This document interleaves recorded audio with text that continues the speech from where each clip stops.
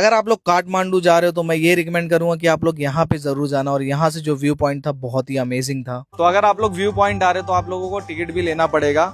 सो 3 जन का यहाँ पे है 700 रुपया, देख सकते हो ये टिकट लिया हुआ है मैंने। अगर आप लोग काठमांडू जा रहे हो तो मेक श्योर गाइस ये सिंगल ट्री जरूर विजिट करना, क्योंकि यहाँ पे ऐसे ऐसे प्लेस है, ऐसे ऐसे एक्टिविटीज है कि आप लोगों को करने बहुत ही ज्यादा मजा आने वाला है। और अगर आप लोगों को ये स्काई ग्लास पे जाना है तो इसका टिकट प्राइस होने वाला है 500 रुपीज का। अगर आप लोगों को ये झूले पे जाना है तो इसका प्राइस 700 रुपीज होने वाला। और स्काई ग्लास पे जाने के बाद लिटरली गाइस मेरी तो हवाई टाइट हो गई थी। बट अगर आप लोग काठमांडू जा रहे हो तो एक बार जरूर सिंगल ट्री विजिट करना, क्योंकि यहाँ से जो व्यू पॉइंट था वो बहुत ही अमेजिंग था। एंड ये प्लेस वैल्यू फॉर मनी था और यहाँ से व्यू भी काफी अच्छा था। ऐसी इंटरेस्टिंग वीडियो के लिए फॉलो फॉर मोर।